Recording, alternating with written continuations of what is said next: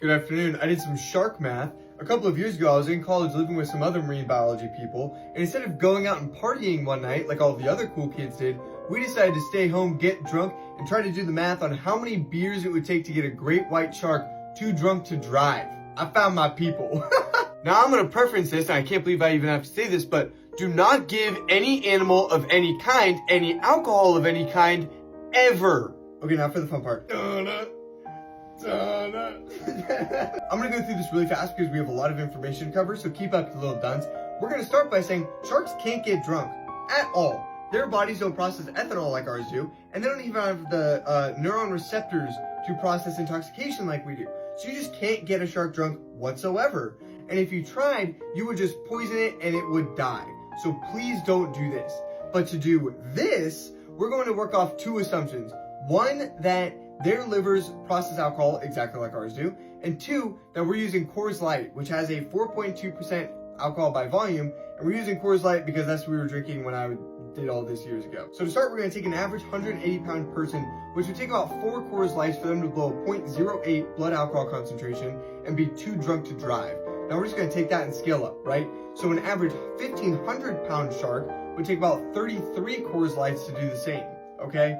But here's the thing, is that our bodies are made of 60% water, their bodies are made of about 75% water, and that's going to change it and add a few more beers, which would round us to about 42 beers for a shark to be too drunk to drive, okay? Now 42 beers is not that impressive. Half of Ireland does that on a Tuesday night.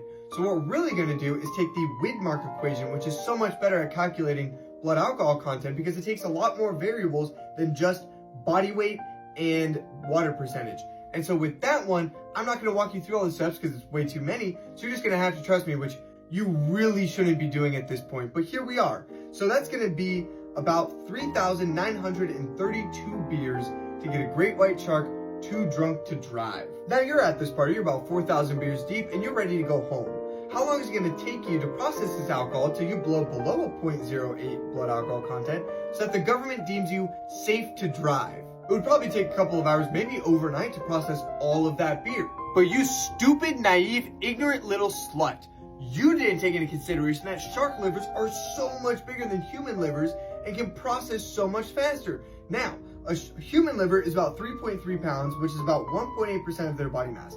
A great white shark liver is about 420 pounds, which is about 28% of their body mass. They're fucking huge. These livers are 127 times larger than a human liver in terms of absolute liver mass. So we can assume that they would process and metabolize alcohol 127 times better and faster than a human liver, which means that would take our calculations of overnight to recover from this down to about 0.2 seconds to blow a 0.079 blood alcohol content and be able to drive safely. But what if this is a really safe shark and we want to get all the way down to 0 before we drive home anywhere, right?